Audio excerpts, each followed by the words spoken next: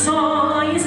Não importa, não importa. O maior que está em mim. Não importa as circunstâncias. Não importa, não importa, não importa. Bem maior é o que está em mim do que está no mundo. Faças como queres. Faças como queres. Faças como queres. Faças como queres, papai. Tens as nossas vidas nas tuas mãos. Faças como queres. Quem somos nós para instruir o Senhor tem que fazer? Se renda a Ele nessa canção, se consagra a Ele nessa canção.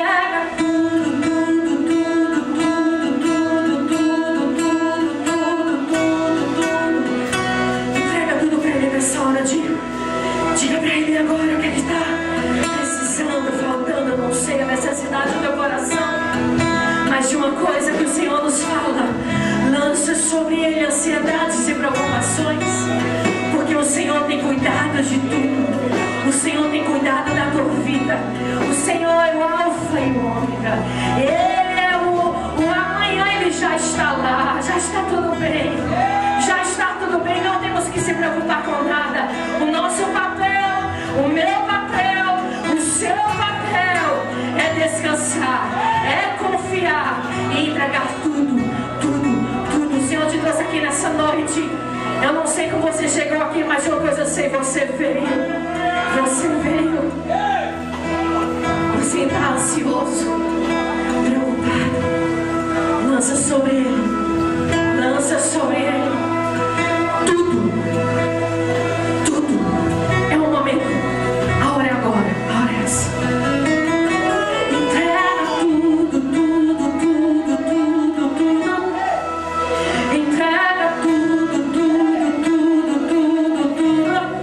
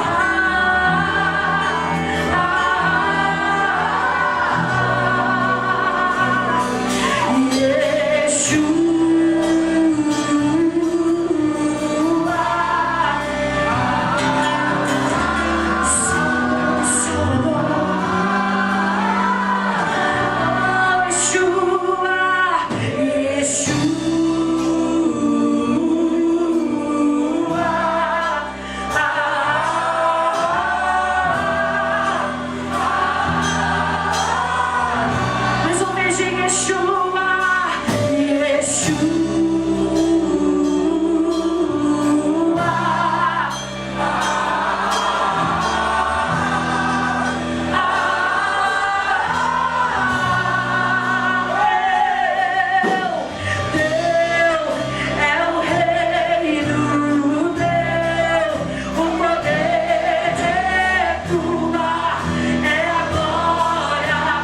Sempre.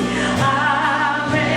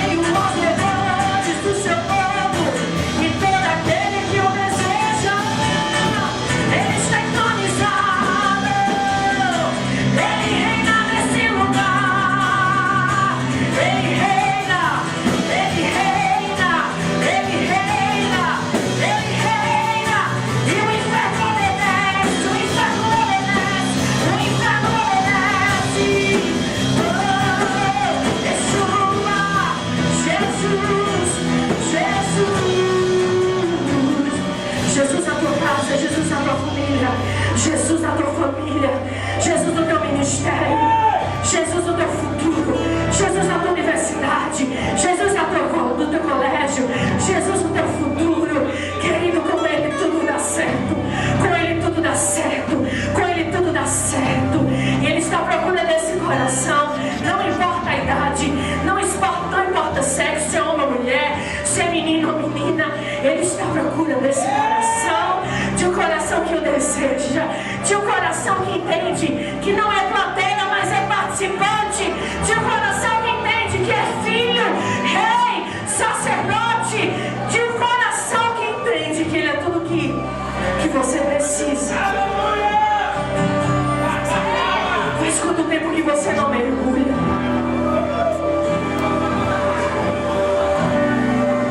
Eu repreendo em nome de Jesus todo sofisma,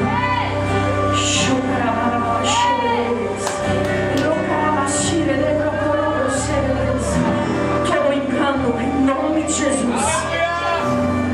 Em nome de Jesus, sai. Você não nasceu para estar só. Você de fato não está só. Você é amado do Pai. Ele te ama como ninguém. Ele te entende como ninguém, querido. Ele te entende como ninguém, querido. Tudo vem dele, tudo volta para Ele. O nosso Deus está de braços abertos para você sempre. Sempre, sempre, sempre, sempre, sempre. E Ele é amor, amor, amor. Ele é amor. Feche os teus olhos nessa hora. Todo complexo de inferioridade caia por terra agora em nome de Jesus. Obrigado, Senhor. Espírito Santo, nós reverenciamos a Tua presença. Nós reverenciamos a Tua presença. Você é que convence o homem do pecado. Você é aquele que nos levanta todos os dias. Você é aquele que nos motiva por dentro todos os dias. Você que nos capacita. Eu oro para que você fale a cada coração aqui em específico, em áreas que você sabe que eles precisam mudar. Obrigado porque você que convence. Pai, eu oro também para esses corações que talvez tenham se sentido só ou sem esperança. Você é amor, e que você possa constrangê-los agora com o teu amor, com o teu amor, Pai. Obrigado porque você não é homem para que minta, nem filho do homem para que se arrependa.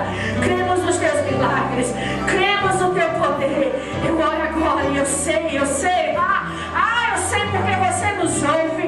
Os seus ouvidos estão abertos para nos ouvir, os seus olhos estão atentos para nos ver. Você é um Deus que tem boca e fala, você é um Deus que tem olhos e vê, você é um Deus que tem ouvidos e ouve. Os seus olhos estão abertos, estão à procura desse coração.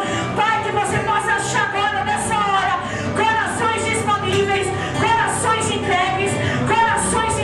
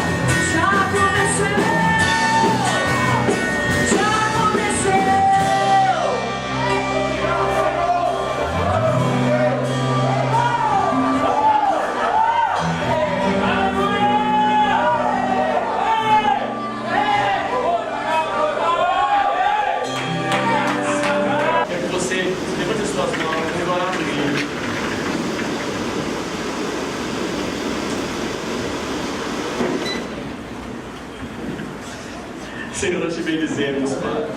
Deus, porque nós estamos, Pai, sedentos pela Sua palavra, nós estamos sedentos para aquilo que o Senhor vai ministrar através do vinho nessa noite, Senhor. Pai, nós oramos por corações receptivos pela semente da Sua palavra. Nós oramos por um coração, Deus do vivo, queimando pelo ministrar desta palavra. Deus, que haja, ó Deus, total disposição em ensinar e que haja da nossa parte total disposição em aprender e a praticar essa palavra. Pai, nós nos dispomos a receber a Sua palavra. Ó Deus, e que ela de fato nos confronte, nos alinhe, ó Pai, mas nos abrace. Nós oramos, Pai, porque nós estamos sedentos para receber da Sua semente. E nós te agradecemos, em nome de Jesus. Amém. Boa noite, irmãos. Quantos aqui estão felizes com Jesus? Amam Jesus acima de todas as coisas? Bom, meu nome é Vinícius, eu sou líder de jovens da Mocidade, lá no Verbo, no bairro Prado.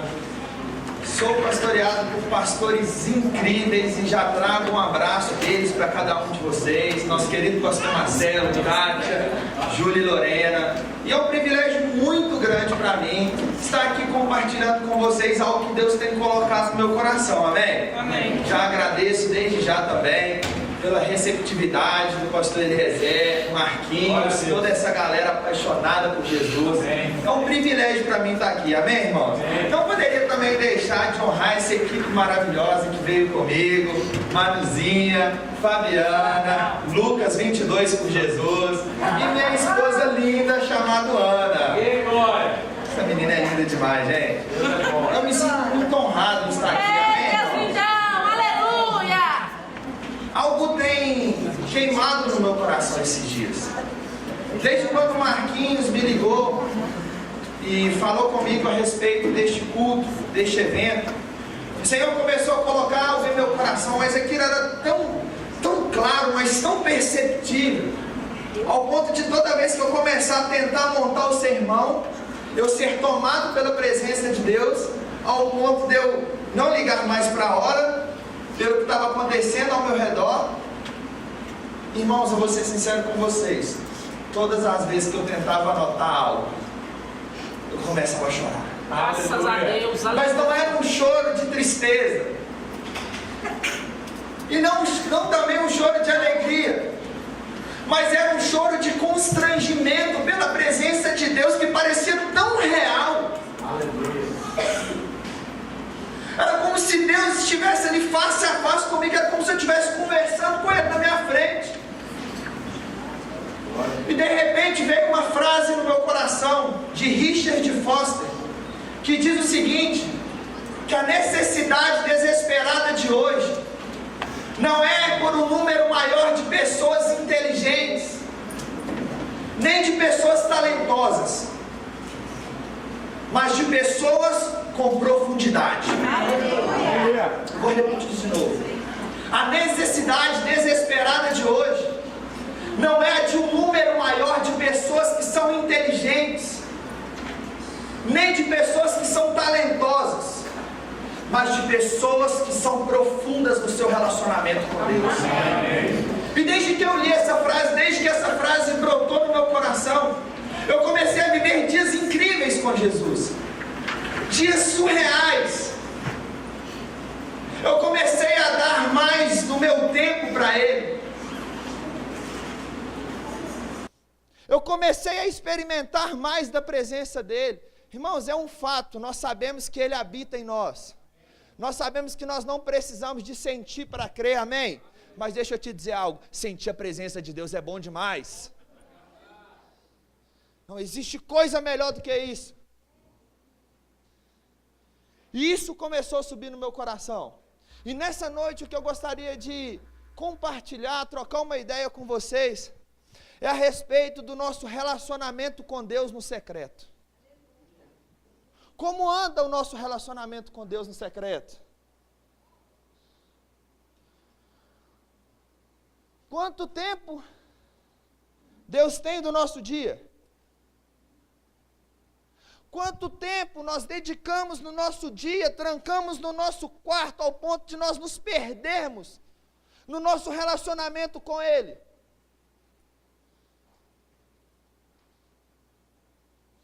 Quanto tempo não conversamos com Ele sobre as coisas que têm acontecido no nosso dia a dia? Quantas vezes temos aberto de fato o nosso coração para Ele? Em Atos capítulo 17, nos versos 26 e 27, a Bíblia diz que Deus criou o ser humano aqui nessa terra com um único propósito.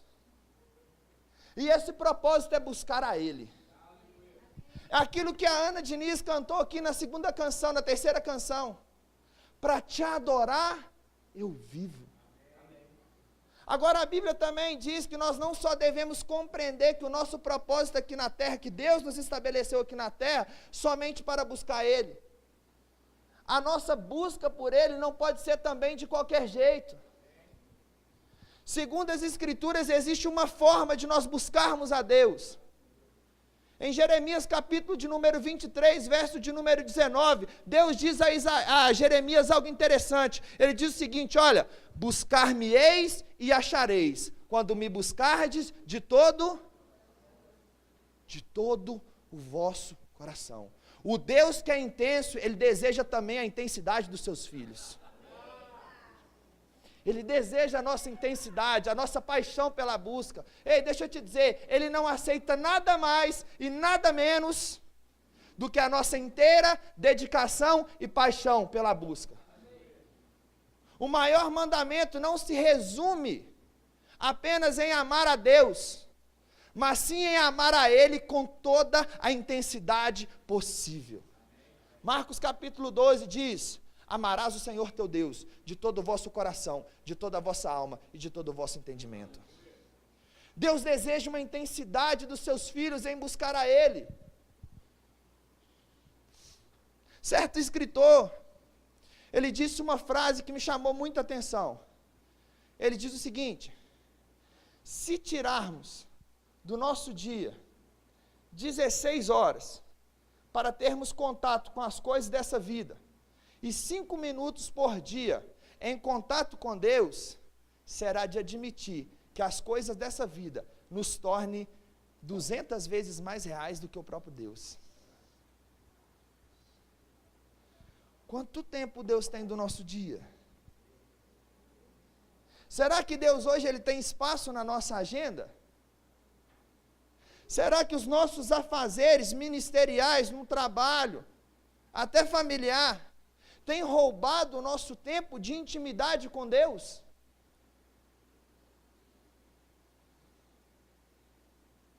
Eu vejo hoje uma geração que tem um conhecimento absurdo de Deus, mas que tem pouca intimidade com Deus. Deixa eu te dizer algo para você: conhecimento é diferente de intimidade. Quantos aqui, deixa eu dar um exemplo prático a respeito disso, quantos aqui conhecem o Neymar? Quantos aqui já ouviram falar do Neymar? Gente, tem crente aqui, pelo amor de Deus? Quantos aqui já ouviram? Quantos sabem o quanto o Neymar ganha? Pode ser que algumas pessoas. Quantos? Milhões. Quantos sabem que time o Neymar joga? Quantos sabem com quem ele namora? Quantos sabem com quem ele tem filho? Quantos sabem quantos filhos ele tem? Agora deixa eu te fazer uma pergunta: quantos aqui têm intimidade com ele? Você pode conhecer tudo sobre uma pessoa. Você pode saber o quanto que ela ganha. Você pode saber quantos filhos ela tem. Mas mesmo assim, isso não se torna íntimo de uma pessoa. Intimidade através de um relacionamento. Deixa eu te dizer algo com vocês.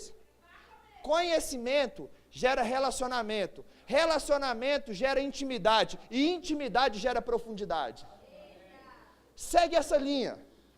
Segue essa linha. Conhecimento gera relacionamento. Relacionamento gera intimidade. E intimidade gera profundidade. A geração de jovens hoje que tem que levantar para alcançarmos essas pessoas aqui em Belo Horizonte, em Minas Gerais, em todo o Brasil, em todo o mundo, são jovens intensos. Jovens que têm um relacionamento profundo com Deus, ao ponto de se entregar por Ele até que nada mais importe. Como eu falo com os meninos lá na mocidade, eu falo: gente, nós somos uma geração onde nós nos entregamos sem reservas. O nosso coração precisa estar queimando por Jesus. Sabe por que que hoje tem muitos jovens saindo da nossa igreja? Porque eles nunca experimentaram de um relacionamento profundo com Deus. Sabe por que tem muitos jovens hoje carentes e tentando suprir a sua carência em relacionamentos que não deveriam se envolver? Porque não experimentaram de um relacionamento profundo com Deus ao ponto de se sentirem completos e querer preencher esse vazio através de um relacionamento. Quantos solteiros nós temos aqui? Deixa eu dizer algo para vocês solteiros. Tanto mulher como homem. Namore com alguém que seja apaixonado por Jesus. Que seja apaixonado por Jesus. Você vai ver o quanto isso vai fazer diferença. Porque o namoro, ele tem um propósito. Amém? E o que eu tenho percebido hoje? Que temos deixado nos levar por muitos afazeres. E deixamos de lado aquilo que é primordial. Aquilo que é tão importante nas nossas vidas, que é o nosso relacionamento com Deus. A Bíblia nos mostra a história de várias pessoas que tiveram um relacionamento profundo com Deus, ao ponto de se entregarem e entrarem em um lugar de profundidade, no qual as suas vidas nunca mais foram as mesmas. Por que não falarmos de Moisés? Em Êxodo capítulo 33, verso de número 7, a Bíblia diz que Moisés, ele buscava o Senhor na tenda da congregação, e a Bíblia diz que Deus falava com ele face a face, como quem fala com seu amigo. Daniel capítulo 6, por que não falar desse jovem chamado Daniel, já que nós também somos jovens, amém? Abaixo dos 120, irmãos, é jovem, está na juventude, amém? A Bíblia diz em Daniel capítulo 6, verso de número 10, que Daniel, ele entrava na sua casa, ele entrava no seu quarto, ele dobrava o seu joelho, e 3 vezes por dia ele buscava o Senhor. Deus deu a Daniel revelações acerca do futuro, tão intensas, tão absurdas, que hoje é impossível a gente falar de escatologia sem passar pelo livro de Daniel. Por que também não falarmos de Davi? Atos capítulo 13, nos versos 22 ao 23, a Bíblia diz que Paulo chega a Antioquia e ele vai fazer um discurso para os israelitas e para os judeus que estavam naquele lugar. E Paulo, ele vai citar Davi. Ele vai falar que Davi foi um homem segundo o coração de Deus e que através da descendência de Davi, Deus trouxe Jesus a Israel como prometera. Ah, Vinícius, mas Davi pecou. Sim, errou feio. E talvez hoje, por causa da nossa santificação moral, nós nem aceitaríamos Davi como nosso pastor. Talvez nós nem congregaríamos na igreja dele. Davi foi um homem mau? Sim. Ele errou? Sim. Davi foi um pai mau. Ele foi um mau pai. Na sua família teve um incesto. Sabe o que aconteceu na família de Davi? O seu próprio filho estrupou sua irmã. E Davi foi tão omisso, mas tão omisso diante dessa situação, que Davi não confrontou o seu filho e ficou 3 anos sem falar com ele. Ao ponto do seu outro filho querer matar o irmão que tinha estrupado a irmã. Davi foi um adúltero covarde, que não matou, mas tinha o poder de matar. O seu filho tentou matar ele para roubar o seu reino. Davi cometeu erros absurdos. Mas mesmo assim, a Bíblia diz que Davi, ele era um homem segundo o coração de Deus. Sabe por que Davi, ele era um homem segundo o coração de Deus? Porque o coração de Davi não era resistente. E isso tornou Davi um homem segundo o coração de Deus, ao ponto dele se arrepender dos pecados que ele havia cometido. Por que não falarmos a respeito de João, o discípulo a quem Jesus amava? João era tão íntimo de Jesus, cara, ele era tão íntimo, mas tão íntimo de Jesus, que no evangelho que ele escreveu, ele menciona ele mesmo como discípulo a quem Jesus amava. Uma multidão seguia Jesus, A Bíblia fala que Jesus enviou mais de 70 discípulos. A Bíblia fala que dos 70, Jesus tinha 12 discípulos. A Bíblia fala que em certos lugares não entravam os 12, entravam 3, que era Pedro, Tiago e João. Mas a Bíblia fala que somente um era íntimo de Jesus. E esse era João. Jesus apareceu para João na ilha de Patmos, em Apocalipse capítulo 1. E por que não falar também de Jesus? A vida de oração de Jesus devia nos inspirar. Jesus, ele era filho de Deus e nem por isso ele pegou atalho. Jesus não fez nada que fez no seu ministério sem antes orar, sem antes conversar com Deus.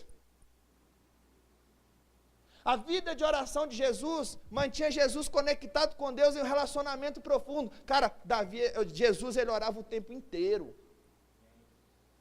O ministério está bombando, as coisas estão acontecendo, os milagres estão pipocando, e Jesus, ele se retirava para o monte a fim de orar. Jesus, ele era tão intenso na oração, que chegou ao ponto dos discípulos chegarem para ele e falar assim: Senhor, nos ensine a orar, nós queremos ser como você. Cara, a sua vida de oração vai inspirar outras pessoas a serem como você.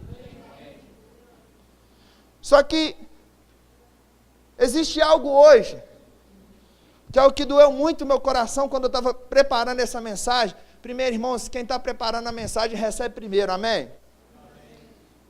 E algo doeu muito no meu coração. O que tem impedido hoje a nossa geração de viver um relacionamento profundo com Deus e se entregar a Ele no secreto? É uma palavrinha bem pequena, mas com um significado enorme. E nós precisamos de tomar muito cuidado com Deus, com isso, né? Com essa palavra, com isso que tem acontecido hoje em dia, para não cairmos nos mesmos erros que pessoas na Bíblia cometeram. Essa palavra é hipocrisia. Olha o significado de hipocrisia. Significa fingimento, falsidade, fingir sentimentos e crenças. O hipócrita é alguém que oculta a realidade através de uma máscara de aparência. Cara, a hipocrisia hoje ela é mais vista nas redes sociais. As redes sociais têm roubado o lugar de secreto de muitos crentes hoje em dia. O problema não é a rede social, o problema é como nós estamos usando a rede social. Porque é impossível ignorar o valor da mídia no que diz respeito à comunicação e à facilidade promovida pela mesma em anunciar o Evangelho. Contudo, o que nós vemos são pessoas usando as redes sociais como um diário, expondo a sua vida e os seus desejos mais íntimos. O que tem acontecido é que existe na nossa geração hoje uma necessidade de autoaceitação, e isso tem tornado a nossa geração rasa e superficial. Vivemos em um mundo hoje de aparência, onde aquilo que é externo é mais valorizado do que é interno. Aonde aquilo que aparece é mais vital do que aquilo que está no nosso coração. Jéssica Gana, de Campina Grande, ela diz algo interessante. Ela diz o seguinte: é tempo de criar raízes, é tempo de você ser alvo de descobertas, é tempo de escolher perder seguidores e ganhar profundidade.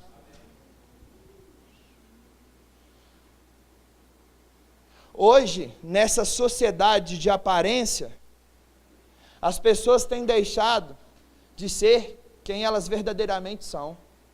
E isso é tão perigoso, sabe por quê? Porque uma pessoa que finge ser o que ela não é, ela não consegue ser sincero nem com as pessoas que estão à sua volta e não consegue ser sincero nem com Deus.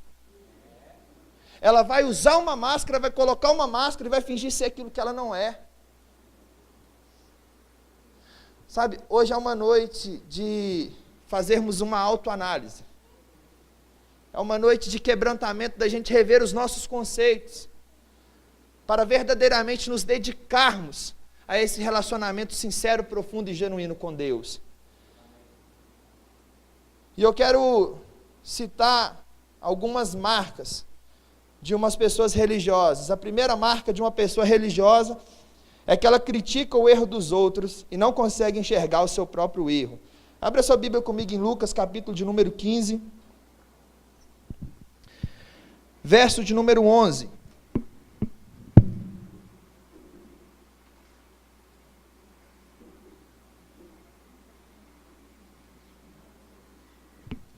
Lucas, capítulo de número 15, verso de número 11. Quantos aqui estão recebendo algo? Glória. Lucas, capítulo 15, a partir do verso 11. Uma história bem conhecida, sei que você sabe ela de cor.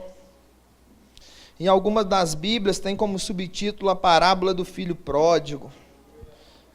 Diz o seguinte, a partir do verso 11, quantos abriram? Continuou dizendo, certo homem tinha 2 filhos. O mais moço deles disse ao pai, pai, dá-me a parte dos bens que me cabe. E ele repartiu os haveres. Passado não muitos dias, o filho mais moço, ajuntando tudo o que era seu, partiu para uma terra distante e lá dissipou todos os seus bens, vivendo dissolutamente. Verso 14. Depois de ter consumido tudo, sobreveio àquele país uma grande fome, e ele começou a passar necessidade. Então, verso 15, ele foi e se agregou a um dos cidadãos daquela cidade, e a este mandou para os campos, para guardar os porcos. Ali desejava ele fartar-se das alfarrobas que os porcos comiam, mas ninguém lhe dava nada.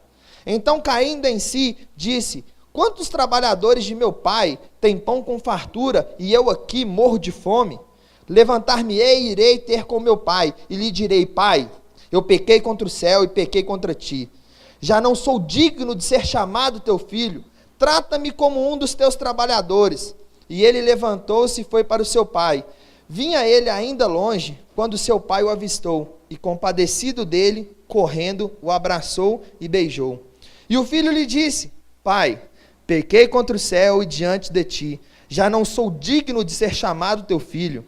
O pai, porém, disse aos seus servos, trazei depressa a melhor roupa, vestiu-o, põe nele um anel de dedo e sandália nos pés, trazei também um novilho cevado, comamos e regozijemo-nos, porque este meu filho estava morto e reviveu, estava perdido e foi achado, e começaram a regozijar-se. Verso 25, ora, o filho mais velho estivera no campo, e, quando voltava, ao aproximar-se da casa, ouviu a música e as danças. Chamou um dos criados e perguntou-lhe, o que era aquilo? E ele informou, veio teu irmão, e teu pai mandou matar o novilho cevado, porque o recuperou com saúde. Verso 28. Ele se indignou e não queria entrar. Saindo, porém, o pai procurava conciliá-lo. Mas ele respondeu a seu pai, há tantos anos que te sirvo, sem jamais transgredir uma ordem tua, e nunca me deste um cabrito sequer para alegrar-me com os meus amigos. Vindo, porém, esse teu filho, que desperdiçou os teus bens com meretrizes, tu manda matar para ele um novilho cevado. Então o pai respondeu, meu filho, tu sempre estás comigo. Tudo que é meu é seu.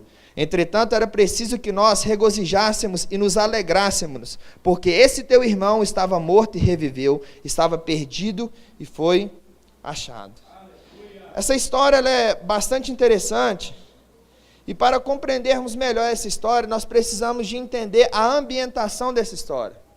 Quem estava escutando Jesus naquele momento?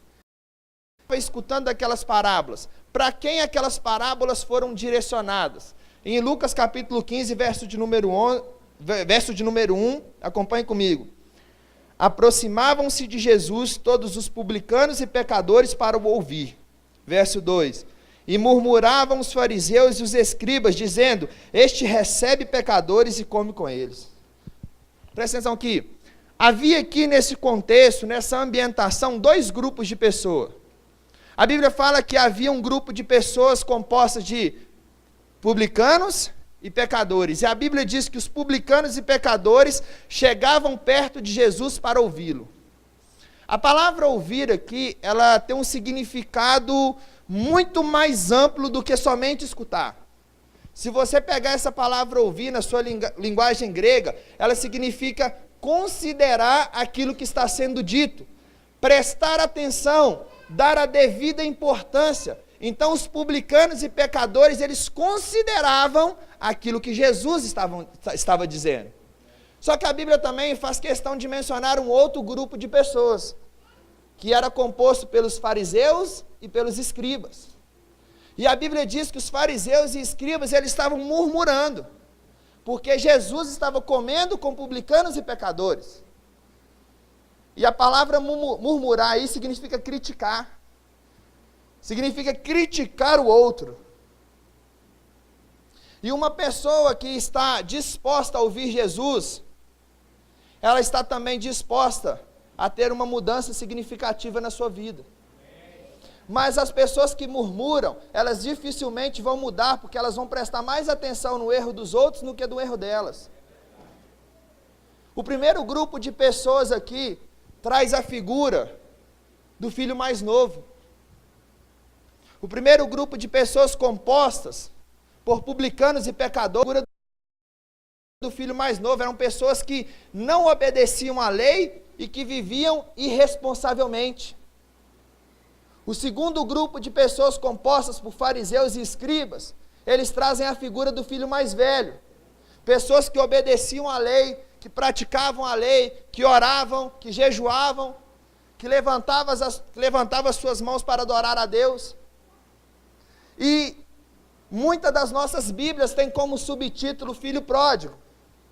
Quantos aqui têm esse subtítulo? Mas, irmãos, subtítulos, assim como capítulos e versículos, não significam, não são importantes. Só um minutinho, gente. Subtítulo, assim como capítulos e versículos, não constam como textos originais das Escrituras. Eles estão ali para servir para localização, para facilitar a nossa localização. Aqui, irmãos, nessa parábola, não fala somente a respeito de um filho. Essa parábola, ela fala a respeito de uma família.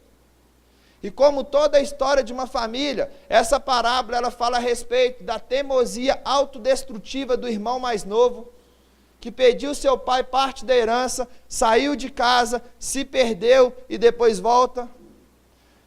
Condena também o estilo de vida do irmão mais velho que nunca saiu de casa. E também destaca, de uma forma tão ampla, um pai que se mostra tremendamente amoroso.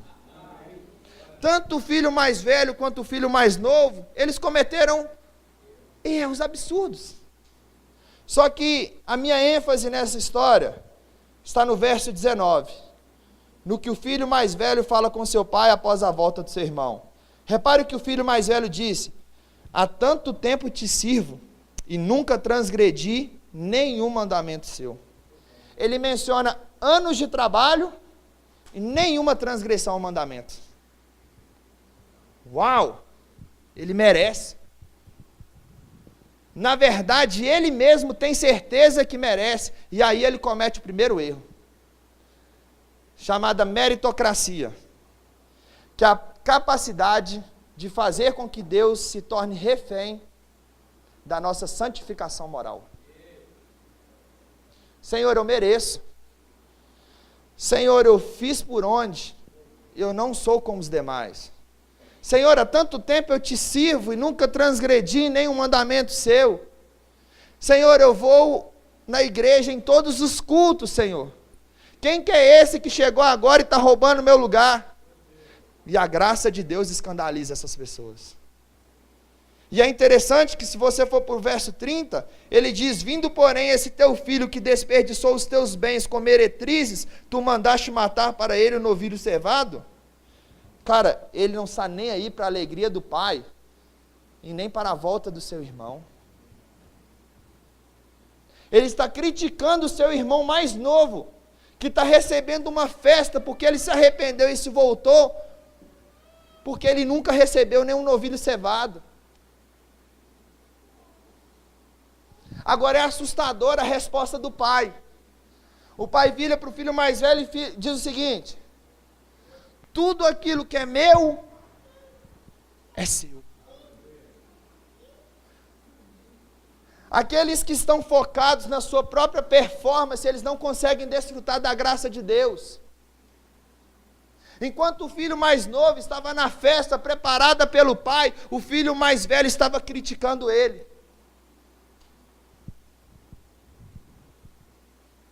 Sabe, precisamos de tomar cuidado com a meritocracia, em acharmos que nós somos merecedores da glória de Deus, da graça de Deus. Ei, irmãos, nós não somos merecedores da graça de Deus. O próprio apóstolo Paulo, na sua carta aos irmãos em Corinto, ele diz o seguinte: olha, pela graça de Deus, eu me tornei apóstolo, mas eu não merecia, porque eu perseguia a igreja de Deus.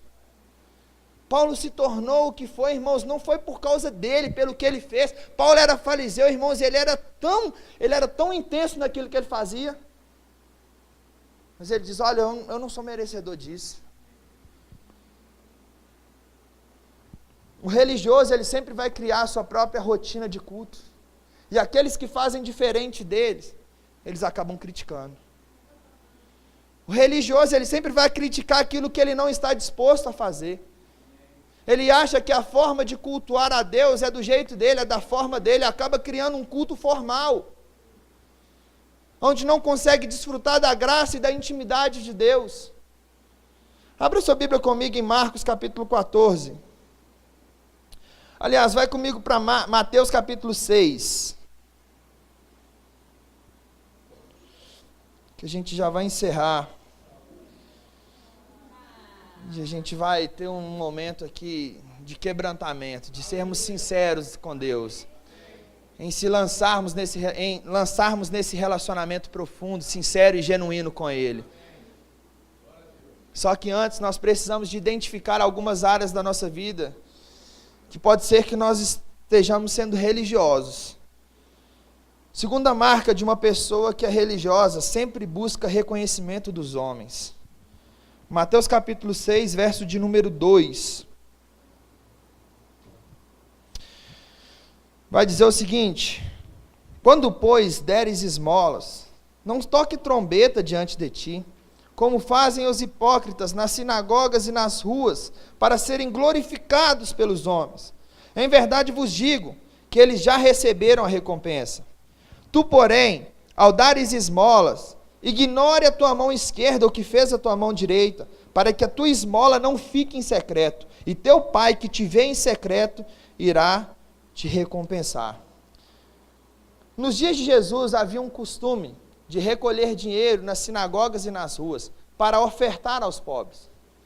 Apesar dessas ofertas servirem para amenizar o sofrimento daquele povo naquele tempo, servia também de um pretexto para que os religiosos tirassem proveitos disso. Eles tocavam trombetas para chamar a atenção e fingiam dar esmolas, quando na realidade eles queriam reconhecimento humano. Jesus diz que tanto nas sinagogas quanto nas ruas, os religiosos eles ofertavam com o intuito de receber glória dos homens. E a Bíblia diz que aqueles que buscam glória dos homens, que buscam fazer algo para ser visto pelos homens, eles já têm a recompensa deles. Mas a Bíblia diz que aqueles que estão focados em fazer as coisas para Deus no secreto, vai receber um galardão celestial. Vai comigo para a gente ganhar tempo. Versículo 5. Diz o seguinte: e quando orardes, não serei, porque gostam de orar em pé nas sinagogas e nos cantos da praça, para serem vistos pelos homens. Em verdade vos digo, que eles já receberam a sua recompensa. Tu, porém, quando orardes, entrai no teu quarto, fechai a porta e orarás a teu pai, que está em secreto. E o teu pai, que te vê em secreto, te recompensará. Parece o mesmo texto, mas agora não é ajudar o necessitado, agora não é ajudar o pobre, agora é orar. Jesus diz que naquele tempo, os hipócritas oravam nas ruas, nos cantos da praça, para serem vistos pelos homens. E Jesus disse: olha, a recompensa deles, eles já receberam, que foram reconhecimento dos homens. Vocês, quando forem orar, entre no seu quarto, feche a porta, ore em secreto, porque o teu pai que está em secreto, ele vai te escutar, ele vai te recompensar. O relacionamento de um religioso com Deus chega a ser algo teatral. Eles cultuam o culto, mas não fazem o culto. Eles são maravilhosos dentro da igreja, mas péssimos dentro de casa. Eles cobram uma santidade que nem eles mesmos provaram dela. Eles são eloquentes nas esquinas, intensos nas esquinas, mas silenciosos no secreto. E Jesus disse, olha, a recompensa deles, eles já ganharam. E Jesus vai dar um outro exemplo, que está em Mateus capítulo 6, verso 16. Diz o seguinte, quando jejuardes, não vos mostreis contristados como os hipócritas, porque desfiguram o rosto com o fim de parecer para todo mundo que estão jejuando. Em verdade vos digo que eles já receberam a sua recompensa. Tu, porém, quando jejuares, unge a cabeça e lava o rosto, com o fim de não parecer para ninguém, para nenhum dos homens que vocês jejuam, e sim ao teu Pai, em secreto. E o teu Pai que te vê em secreto, vai te recompensar. O que estava acontecendo aqui é que o povo daquela época, eles estavam fazendo jejum e eles estavam se comportando como pessoas contristadas. Como se o jejum fosse um peso, para eles mostrarem para as pessoas que eles estão jejuando. E Jesus disse, olha, quando você jejuar, não mostra para ninguém, não se comporte como pessoas contristadas, lave o seu rosto, fique bonitinho para não parecer para ninguém que vocês estão jejuando, porque na realidade, vocês não estão jejuando para homens, vocês estão jejuando para Deus. Os religiosos, eles criam sua auto-performance, tocam trombetas, ficam nas esquinas, desfiguram o seu rosto para atrair a atenção do homem e mostrar a sua boa performance religiosa. A oferta, a oração, o jejum não são para agradar a Deus, mas sim para serem reconhecidos. E é por isso que Jesus convida todos os discípulos para ir para o secreto. Jesus nos dá aqui nesse texto. E se você sair daqui dessa noite só com isso, pegue isso, galera, se liga. Jesus nos dá aqui nesses textos 3 ensinamentos de como combater a hipocrisia e nos convida para o secreto. Jesus não quer de nós um palco, uma plateia para que as pessoas possam assistir. Ele quer de nós um altar. Ele quer de nós um quarto. Ele quer de nós um secreto, para que dali comece a ser gerada coisas em nossos corações, extraordinárias, sinceras e verdadeiras. Para a gente finalizar, Apocalipse capítulo 19. Cadê o pessoal da música? Ana. Quero finalizar com esse texto.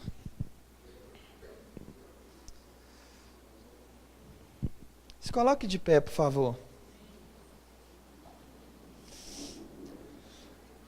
Hoje é uma noite de quebrantamento. Hoje é uma noite da gente entregar a Deus tudo aquilo que nós temos. Sabe, eu não sei o que você tem passado. Eu não sei como tem sido o seu comportamento. Mas Deus, essa noite, Ele te chama para a intimidade. Deus, hoje, Ele te chama para o secreto. Deus, hoje, Ele te convida para você ter um relacionamento profundo com Ele. Em Apocalipse, capítulo de número 19, verso de número 7, se liga, galera, isso é muito poderoso. Diz o seguinte: regozijemo-nos, vamos nos alegrar e vamos dar glória, pois chegou a hora do nosso casamento com o Cordeiro, e a noiva, ela já se aprontou. Sabe do que esse texto está falando? Esse texto está falando de um evento futuro que está para acontecer. O casamento de Cristo com a sua igreja. Eu não sei se você entendeu, eu acho que você não entendeu isso não. Esse texto está falando de um evento futuro, que é o casamento de Cristo com a sua igreja. Sabe, Jesus, ele está voltando. A primeira vinda de Jesus, ele veio para os pecadores, resgatou os pecadores do lamaçal de pecado. Mas a segunda vinda de Jesus, ele vai vir para os santos. Ele vai vir para a igreja sem mácula. Nós somos a noiva de Cristo. E nós estamos aqui nessa terra se preparando para o nosso casamento com Ele. Quantos aqui já casaram? Quantas mulheres nós temos aqui que já casaram? Cara, eu casei há 2 anos. Lembro como se fosse ontem. No dia do meu casamento, eu lembro da minha noiva se aprontando para o casamento. Eu lembro o que ela fez o dia da noiva. E eu lembro que ela queria se preparar em secreto, velho. Eu lembro que ela queria se preparar no privado. Ela não queria que ninguém soubesse de que maneira que ela ia casar. Qual o vestido que ela iria usar. Qual o tipo de penteado ela iria usar. Ela se preparou para o casamento no privado, no secreto. A noiva, ela se prepara para o casamento no privado e não em público. O problema hoje é que tem muita noiva de Cristo se preparando para o casamento em público quando deveria se preparar no privado. Cara, por mais que eu tentasse expressar aqui em público o meu amor pela Ana, eu jamais a trataria em público da mesma forma que eu a trato quando nós estamos a sós. Porque o nosso relacionamento íntimo não são para nenhuma plateia assistir. Sabe, por mais extravagante que seja a nossa adoração pública, a força da intimidade, ela está nos momentos a sós com Deus. Eu vou repetir isso de novo. Por mais extravagante que seja a nossa adoração pública, a força da intimidade, ela está nos momentos a sós com Deus. Feche seus olhos. A vida no secreto, ela te ensina a ter Deus como prioridade. Faça desse lugar aqui agora um secreto. Faça desse lugar aqui agora o seu altar. Se der vontade em você de ajoelhar, de, sei lá, fazer o que for, mas abra seu coração. Se der vontade aqui